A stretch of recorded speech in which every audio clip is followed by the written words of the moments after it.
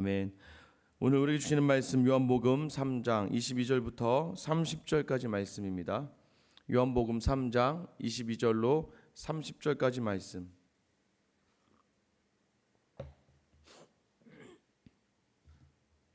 같이 읽겠습니다. 그 후에 예수께서 제자들과 유대 땅으로 가서 거기 함께 요하시며 세례를 베푸시더라. 요한도 살렘과 가까운 에논에서 세례를 베푸니 거기 물이 많음이라. 그러므로 사람들이 와서 세례를 받더라. 요한이 아직 옥에 갇히지 아니하였더라. 이에 요한의 제자 중에서 한 유대인과 더불어 정결례식에 대하여 변론이 되었더니 그들이 요한에게 가서 이르되 랍비여, 선생님과 함께 요단강 저쪽에 있던 곧 선생님이 증언하시던 이가 세례를 베풀매 사람이 다 그에게로 가더이다.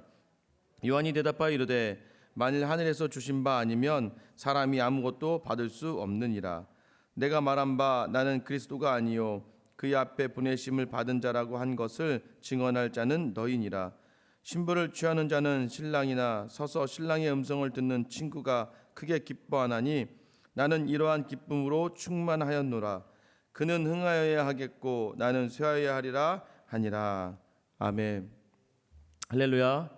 하나님께서 여러분에게 귀한 하나님의 마음을 담아주시기를 주님의 이름으로 축원합니다. 보통 원래 성격이 보통 주변에 보시는 분들이 다 A형이다, 제 A형이거든요. 근데 혈액형이 중요한 건 아니지만 또 유독 민감하게 사람들의 말에 좀 민감하고 또 자라난 환경과 상황에 따라서 또 사람들의 표정에 좀 민감한 그러한 상황이죠. 제가 티를 하나 새로 하지 않았습니까? 원래 목티를 자꾸 바꾸는데요. 어떤 분이 똑같은 옷 입고 자꾸 쓰냐고 하셔서 아니, 똑같은 옷은 아닌데 계속 똑같은 옷 입고 쓴다는 것 같아서 옷을 이제 하나 사면서는 색깔 아예 바꿔야겠다 이제부터는. 그래서 내가 똑같은 옷을 안 입는다는 것을 해야지. 이런 거 있잖아요. 영상이 이제 유튜브에 올라가고 있습니다. 유튜브 올라가고 있는데 갑자기 어떤 분이 싫어요를 딱 누른 거예요. 이게 이제 거기 이제 좋아요, 싫어요 이렇게 누를 수가 굳이 안 눌러도 상관은 없습니다. 설교를 듣는데 근데 이제 제가 이렇게 문득 제 거 설교 보다 보니까 누가 이렇게 싫어요를 하나 딱 눌러놓은 거예요. 그 싫어요 하나가 굉장히 그 하루를 힘들게 하더라고요. 그래서 굉장히 어려웠습니다. 아니 왜 굳이 그냥 설교 조용히 듣고 가면 되고 여기 듣기 싫으면 안 들으면 되지. 굳이 거기에다가 싫어요를 클릭을 해서 사람 마음을 이렇게 제가 연예인들이 어떤 마음인지 알겠구나 이런 게 하나 달릴 때마다 전 딱 하나 있거든요. 하나. 근데도 마음이 이건 뭐야? 그냥 한편으로는 그냥 듣고 그냥 가든지 아니면 듣지 말지 이런 생각이 있었는데 근데 참 감사했던 거는 이 참 유명하신 목사님 설교를 이렇게 다 보는데 싫어요가 엄청 많으시더라고요. 그래서 저분들 싫어 되게 많구나. 그럼 저분들보다는 그래도 좋아요가 많길 바라는 건 아니지만 괜찮구나라는 생각들. 사람이요 누군가들에게 이제 주목을 받기 시작하고 또 어느 자리에 서다 보면 특별히 이제 목사님들이 많이 그런 말씀 많이 하세요. 목사의 자리에서 하나님의 영광을 뒤높이고 하나님의 영광대로 살고자 하는 삶을 살게 하려고 굉장히 노력을 많이 하지만 그러나 계속해서 어쩔 수 없이 인간이기 때문에 불쑥불쑥 올라오는 그러한 인정과 또 그러한 사람들의 시선을 주목하지 않을 수 없게 되는 경우가 참 많이 있습니다. 그럴 때마다 이런 오늘 본문의 말씀은 상당히 우리로 하여금 다시 한번 우리가 어떠한 사람이고 어떻게 서 있어야 되는지에 대해서 특별히 교회를 섬기는 사람이 어떻게 섬겨야 되는지에 대해서 기록되고 있습니다. 오늘 22절 시작할 때요. 그 후에라고 시작합니다. 그 후라는 얘기는 무엇이에요? 예수님과 니고데모의 대화가 계속해서 됐다는 얘기죠. 니고데모가 예수님 찾아왔고 예수님의 결정적으로 니고데모에게 하시는 말씀은 무엇입니까? 유대인으로서 혈통으로 육적으로 너희가 구원받는 것이 아니다. 너에게 주시는 그 구원의 비밀은 오직 하나님. 어떤 하나님이냐면 우리를 너무나 사랑하신 하나님. 그 하나님이 그 아들과 함께 우리를 너무나 이처럼 사랑하셨다. 이처럼 사랑하셨다는 그 의미는 정말 하나님이 자기 아들을 죽이면서까지 침묵하셨고 아들은 아버지의 순종하기 위하여 그 십자가에 달리셨고 우리로 하여금 그 하나님을 향하여서 정말 죄책감을 가지고 살아가지 않도록 그것이 영광이다라고 우리에게 말씀으로 들려주시는 그 하나님. 부모가 아픈데도 불구하고요 자녀는 계속해서 부모에게 어떻게 하려고 죄송한 마음을 가지고 있지만 계속해서 부모들은 어떻게 이야기합니까? 괜찮다, 괜찮아, 나는 괜찮으니까 너 그렇게 나에게 미안함만 갖지 말고 너 이 땅을 살아가면서 웃으며 살아라고 주시는 그 부모의 마음 이상으로 하나님이 우리에게 부어주시는 마음은 내가 죽음이 너희를 구원하기 위함이요 내가 십자가에 달림이 너의 영생을 위함이니까 괜찮다. 이 땅 살아가며 이제 너에게 해결된 죄의 문제 이것으로 말미암아 그 죄에 눌리지 말고 마음껏 이 땅을 누리며 살라라고 주시는 그 사랑을 이제 예수님이 니고데모에게 말씀하지 않습니까? 우리로 하여금요 자꾸 얽매이지 말라는 거예요. 얽매이지 말라는 걸 저는 이야기하는 것 같습니다. 자꾸 내가 뭘 해야지, 하나님 이렇게 주셨으니까 내가 열심히 섬겨야지, 열심히 헌신해야지, 이런 마음들이요 더 나아가서 어떻게 된다는 겁니까? 마음의 어려움을 또 마음의 실망을, 좌절을 가져오게 한다는 겁니다. 사망을 경험하게 하는 거예요. 왜냐하면 내게 주신 은혜를 내가 넘어가서 내 의지가 나타나고 내 힘이 나타나는 그 순간에는요 그 다음부터는 우리는 무너질 수밖에 없어요. 왜냐하면 벌써 은혜를 앞섰기 때문에. 은혜를 앞서면 안 되는 것이죠.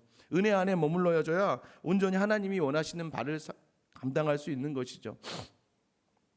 하나님의 그 사랑을 모르는 사람이 뭐라고 해요? 벌써 심판을 받았다라는 표현을 사용한다 그랬잖아요. 18절 말씀이었는데 3장 벌써 심판을 받았다. 이거는 멸망했다라는 그런 의미와 같이 가는데요. 자, 멸망했다는 의미가 하나님께서 세상을 믿지 않는 사람들의 멸망이 있다고 이야기합니다. 그 멸망의 그 원어의 의미는 잃어버렸다는 것을 이야기해요. 완전히 상실했다, 잃어버렸다. 그러면 18절에 나오는 벌써 심판을 받았다라는 이야기는요. 네가 벌써 잊어버렸구나. 벌써 잃어버렸구나. 무엇을요? 주신 십자가의 감격과 감동으로 섬겼던 모든 자리에서의 일들을 너희가 벌써 잊어버려서 주의 일을 한다고 하면서도 주님을 섬긴다, 심지어는 주님을 섬긴다 하면서도 네 마음에 기쁨이 사라졌구나. 야, 너 벌써부터 지금 사망을 경험하고 있구나. 예수를 섬기는데 어떻게 우리가 행복하지 않을 수가 있겠습니까? 근데 예수를 섬긴다고 이야기하면 교회 안에 들어와 있는데도요 마음이 무거울 때가 있죠. 마음이 어려울 때가 있죠. 왜요? 내 생각이 하나님의 은혜를 넘어서서 일을 하고 있을 때, 그래서 내 기대대로 일이 되지 않을 때 우리는 마음의 멸망, 사망이 임하게 되는 것을 이야기하는 것이죠. 오늘 본문 말씀 24절에 보면요 요한이 옥에 갇히기 전이다라고 얘기해요. 결국 이제 요한이 이번에 옥에 갇히게 되면 사형을 당하게 됩니다. 요한이 옥에 갇히기 전에 이제 예수님과 제자들이 살렘이라고 하는 근처에서 세례를 베풀고 있었고요. 근처 가까운 곳에서 에논이라는 곳에서 요한이 세례를 베풀고 있었고요. 많은 사람들이 요한에게 나왔습니다. 자, 그런데 오늘은 이제 누가 이제 문제 제기를 하냐면 요한의 제자들이 이제 문제 제기를 합니다. 요한의 제자들이요. 첫 번째는 이제 정결 예식을 가지고 변론하다라고 나와 있죠. 25절에 보면 요한의 제자 중에 한 유대인과 더불어 정결 예식에 대하여 변론되었더니, 그러니까 요한의 제자 중에 한 명이 누구랑 어떤 유대인하고 변론을 하기 시작했습니다. 무엇이었을까요? 이제 유대인들은 야, 제사로 말미암아 우리가 죄를 회개받는 거야. 제사를 드리면서 우리 죄가 깨끗이 되는 거야 라고 이야기했을 것이고, 이 요한의 제자는 어떻게 이야기했겠어요? 아니야, 회개의 세례를 받아야지. 회개의 세례를 받아야 되면 서로 간에, 그러니까 지금 이 제자의 마음엔 이 세례가 정말 회개를 주는 거다, 속죄를 하는 거다라고 이야기하고 있는 것이죠. 근데 이 사람이 거기서 멈추지 않아요. 요한에게 나옵니다. 요한에게 나가와서요, 선생님, 저번에 선생님이 증언하시던 이 있지 않습니까? 예수님을 이야기하죠. 그 예수님이요, 지금 근처에서 우리 가까운 요단 건너편에서 세례를 베풀고 있습니다. 이것은 무엇이냐면 쉽게 얘기하면 그겁니다. 얼마 전에 우리 집에 와서 되게 맛있다고 음식 먹었던 그 사람이 똑같이 저쪽에 가서 음식점을 차려서, 우리가 원조인데 바로 가까운 곳에다 음식점을 차렸어요. 저런 사람이 있습니다 라고 이야기하는 것과 비슷한, 여러분 이 제자가요, 우리가 지금 세례 베푸는 건 원조가 요한인데 이 요한이 베푸던 세례에서 갑자기 예수님이라고 요한이 인정했잖아요. 하나님의 어린 양이다. 그런데 그 사람이 지금 바로 건너편에서 세례를 베풀고 있는 거예요. 그런데 더 문제는 무엇입니까? 우리에게 있던 사람들이 다 그쪽으로 갔다는 겁니다. 이 사람이 하고자 얘기하는 얘기는 무엇이에요? 아니, 지금 여기가 진짜고 여기가 처음인데 어떻게 저기에서 저런 일들이 일어날 수 있겠습니까? 라고 이야기하는 것이죠. 이 사람의 마음속에는 벌써부터 계속해서 어떤 마음이 있다는 겁니까? 자기가 맞다, 자기가 우선이다, 우위에 대해서 또 그럼 자기의 옳음에 대해서 자꾸 이야기하려고 하는 것이죠. 그러니까 유대인하고 변론을 하고 또 다가선 요한이 인정했던 예수님을 향하여서 문제가 있다라고 제기하는 것이죠.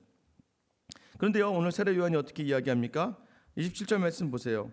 27절 말씀에 보면 요한이 이렇게 얘기하죠. 만일 하늘에서 주신 바 아니면 사람이 아무것도 받을 수 없느니라. 세례를 주는 거 그거 하늘에서 주시는 거다.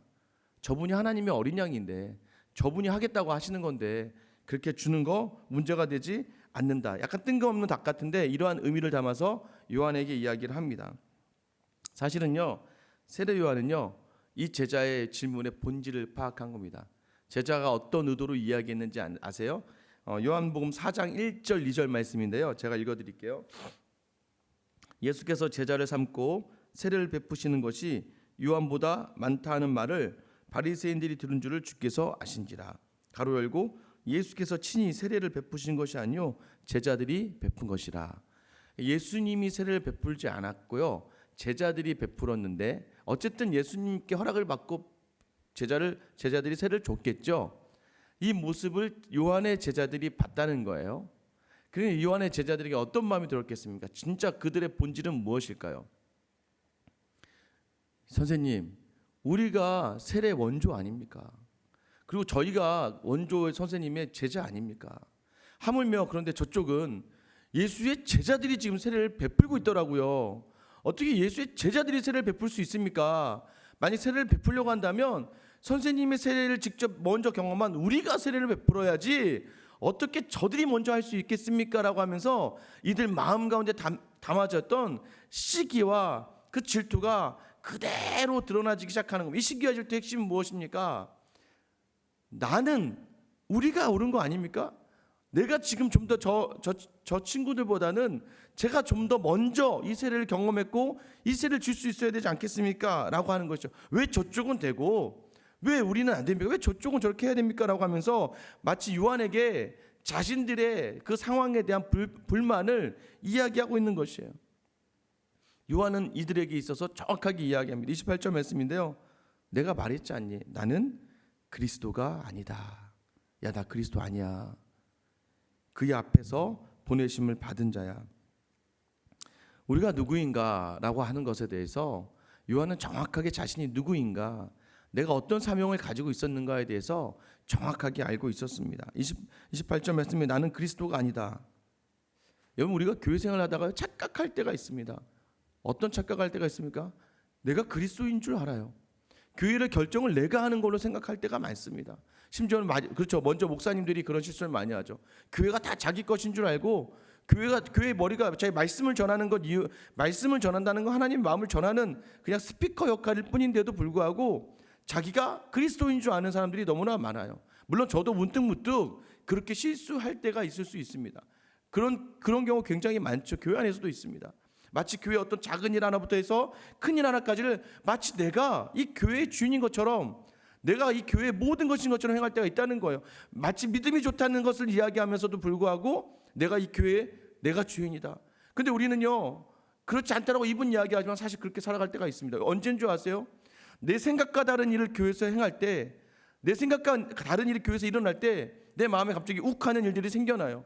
저건 뭐야? 그러면 안 되지. 여러분, 교회의 주인이 누구이신가요? 그리스도시죠. 그런데 많은 성도들이요, 내가 그리스도인 것처럼 착각을 할 때가 굉장히 많다는 것이죠.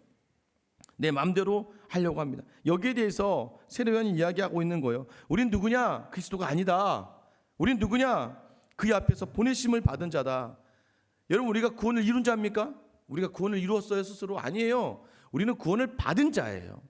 우리 스스로가 우리가 온 자입니까? 아니죠. 하늘에서 온 자는 예수 그리스도 한 분이시지만 우리는 보내심을 받은 자죠.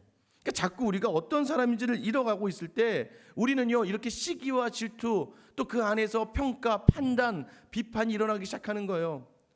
교회에서 일어날 때, 이런 일들이 일어날 때마다요, 정말 저는 여러분이 부모의 심정을 좀 가졌으면 좋겠다는 생각을 해요. 부모의 심정. 저에게 주신 복이 무엇이냐면 아이 넷을 주신 복입니다. 이 넷을 볼 때마다 정말 여러분이 다 들어와요. 첫째와 막내 사이에서요, 중간중간에. 그러니까 어떻게 해요? 근데 가장 마음이 어려울 때가 어떤 때인 줄 아세요? 물론 이 친구가 실수를 했습니다. 실수한 친구도 잘못이죠. 그런데 이 다른 아이가 와서요, 아빠, 쟤는 왜 저러는지 모르겠어, 왜 저런 애가 있는지 모르겠어라고 이야기할 때 그때 마음이 굉장히 아프죠. 하나님이 마찬가지. 왜냐하면 하나님에게 마치 하나님 이게 맞는 것이죠라고 하나님을 설득하고 있는 것 같은 우리의 모습들이 신앙생활 할 때마다 비일비재하게 일어난다는 것이에요. 뭐가 옳으냐, 뭐가 맞느냐, 벌써부터 옳으냐 맞냐를 틀린다는 거 얘기한다는 건 무엇이에요? 이제 내가 아빠랑 동등한 위치에서 아빠의 의견을 제시하는 거, 아빠 이거 틀린 거잖아, 아빠 이거 맞잖아 라고 이야기하는 건 무엇입니까? 동일한 판단을 내가 하나님의 수준에서 내리고 있다는 것이죠. 우리는 보내심을 받은 자예요. 우리는 구원을 받은 자예요. 그러나 우리는 그리스도가 아니에요.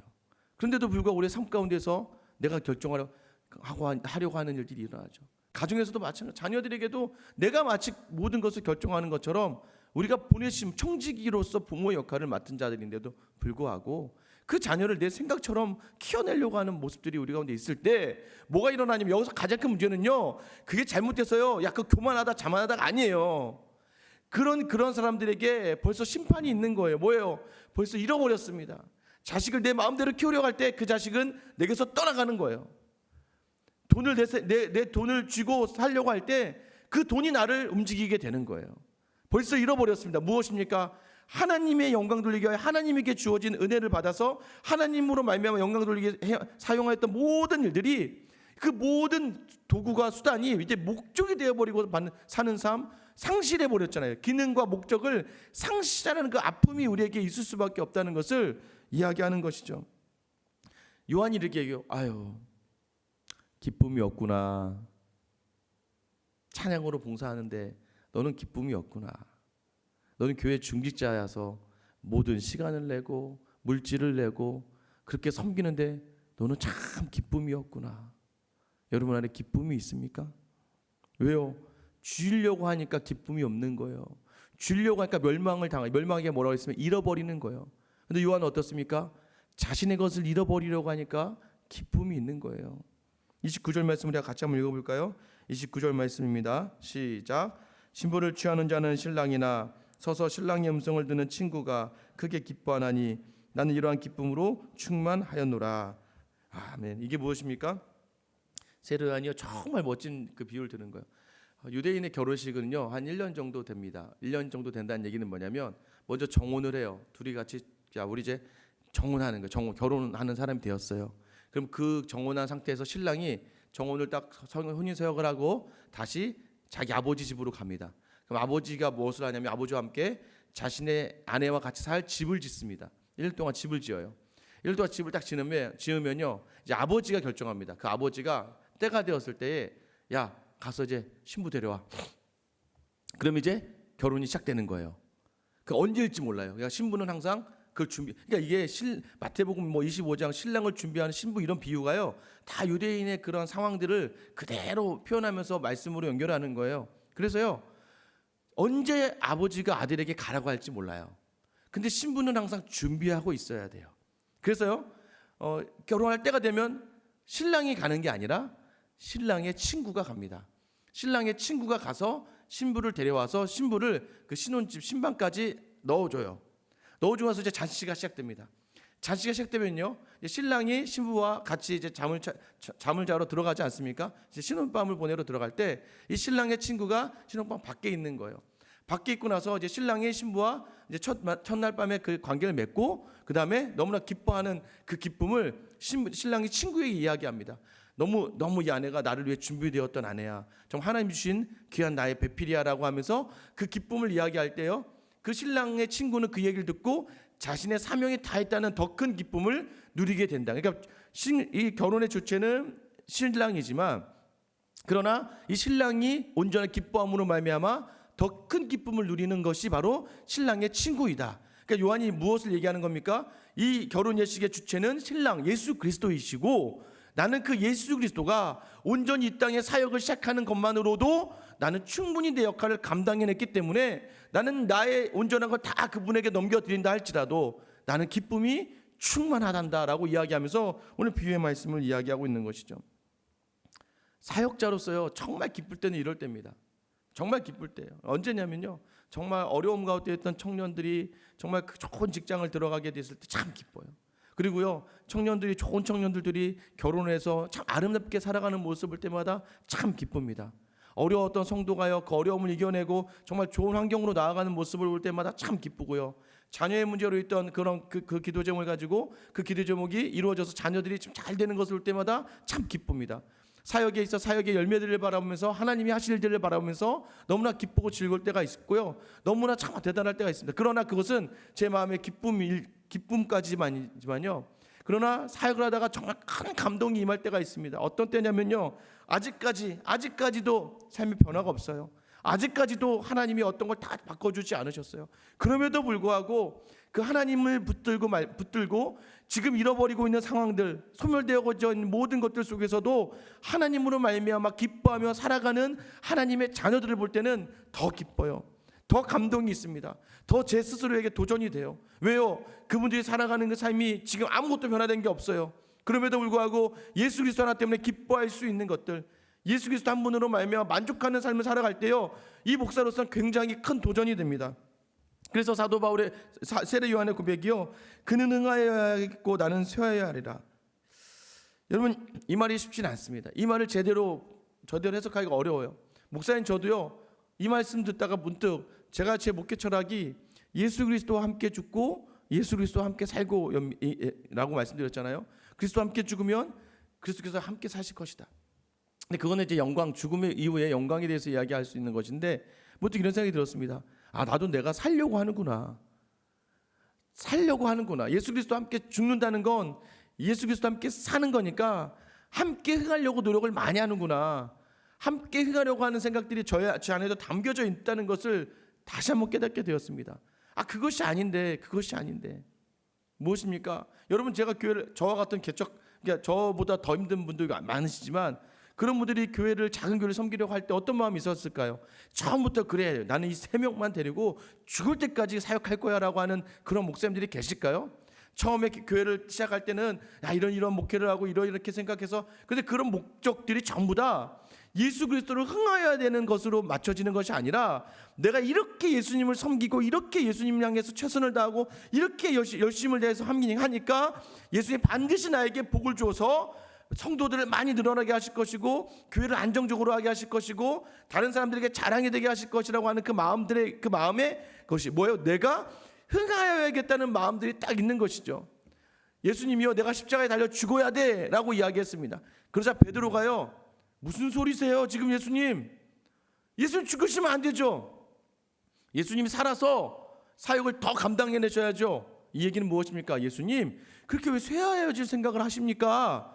예수님이 살아서 사역하시면서 이 나라를 정말 로마를 이겨내는 그 왕국을 세우셔야 우리도 그 왕국의 귀한 일꾼들이 되어서 예수님과 함께 제가 그것을 이뤄내지 않겠습니까? 라고 하는, 예수님도 흥하셔야 되고 나도 흥해야 되잖아요 라고 하는 그 순간에 예수님 뭐라고 말씀하십니까? 사탄아 물러가라 라고 이야기하지 않습니까? 오직 예수님의 그 마음을 담아낼 수 있는, 오직 예수님 앞에서 하나님이 원하신 사명을 감당했던 세례 요한의 모습이 오늘 우리의 모습이 되기를 간절히 소망합니다. 나는 쇠하여져야 돼요. 이 찰스 스폰저 목사님이요, 이런 말씀을 하세요. 목회자들이 비교의식을 갖고 경쟁에 돌입하게 되는 그 순간 목회자는 자신의 심장에 날카로운 칼을 꽂는 것이다 라고 이야기합니다. 이게 비단 목회자들에게만 이게 적용이 될까요? 성도들이요, 다른 성도들을 바라보면서, 다른 사람들을 바라보면서 경쟁에 들어가는 순간 여러분은 여러분의 심장에 칼을 꽂는 것과 다름없는 것이죠. 왜요? 자꾸 흥하려고 하니까, 예수님을 이용해서도 흥해지려고 하니까. 사랑하는 성도 여러분, 어떤 삶을 살아야 될까요? 오늘 하루만이라도 우리가 찬양했잖아요. 저는 참 이 찬양이 항상 사역을 어떤 결정할 때마다 참 중요한 기점이 된 찬양이에요. 3절 말씀, 아까 찬양에 3절 찬양했는데요. 존귀 영광 모든 권세 주님 홀로 받으소서. 멸시천대 십자가는 제가 지고 가오리다. 이름 없이 빛도 없이 감사하며 섬기리다. 이름 없이 빛도 없이 감사하며 섬기리다. 어느덧 그 예수 그리스도의 이름만 드러내기를 작정했던 우리의 삶 속에서 어느덧 우리의 이름을 드러내고 싶고 우리의 빛을 드러내고 싶고 예수님보다도 우리가 했던 모든 일들에 대한 인정과 칭찬을 받고자 하는 우리의 그 마음 가운데, 물론 그것이 어떻게 다 없어질 수 있겠습니까? 그러나 오늘 하루만이라도 오늘 다시 한번 하나님, 나는 쇠하여지고 주님만 흥하여지는 귀한 하루가, 나는 죽어지고 주님만 드러내는, 나는 없어지고 오직 주님만 온 천하에 빛나는 그런 하루를 사는 우리 모두가 될 수 있게 해달라고 기도하며 나아가며 그 예수님을 온전히 드러내는 여러분 될 수 있기를 주님의 이름으로 축원합니다. 이제 같이 한번 기도하실게요. 다시 한번 기도하실 때 우리 이렇게 기도했으면 좋겠어요. 주님 나는 아무것도 아닙니다. 제 안에도 불뚝불뚝 이런 생각들이 들어와요. 야, 저 목사는 나보다 설교도 못하는데, 저 목사는 나보다 공부도 많이 안 했는데, 야, 저 목사는 저 나보다 성격이 참 더 나쁜데, 이런 비교가 들어오면 제 마음도 벌써 잃어버리게 됩니다. 교회 안에 신앙생활하면서도 마찬가지예요. 나보다 더 기도 안 하는데, 나보다 헌신 안 하는데, 나보다 더 잘 섬기지 않는데 라는 마음이 들 때마다 여러분 가운데 천국이 사라져버리고 맙니다. 내 것이라고 느끼며 붙들었던 모든 것들이 나를 다 무너뜨리고 말았습니다. 하나님의 것이라고 인정하는 삶 속에서 살아난 우리의 모습을 발견해냅니다. 이제 기도할 때 주님 맞습니다. 나는 그리스도가 아닙니다. 주님 맞습니다. 내가 쇠하여져야 되고, 내가 더 죽어져야 되고, 내가 십자가를 지고, 내가 빛도 없이 이름도 없이 사라져가는 그 존재가 되어질 때 우리 하나님 영광 받으실 줄 믿사오니, 주님 오늘 하루의 삶 속에서 나의 가정과 나의 직장과 만나는 사람들 속에서 더 없어지고 더 희미해져가는 더 우리의 삶이 되어서 우리의 있던 곳곳마다 예수 그리스도의 흔적만 남는 귀한 역사가 있게 해달라고 여러분 기도해 주시고요. 우리 생수회관교회가 그런 교회가 되길 소망합니다. 하나님, 이 교회 정말 주님만을 드러내고 흥하여지는 공동체가 되게 하여 주시옵소서.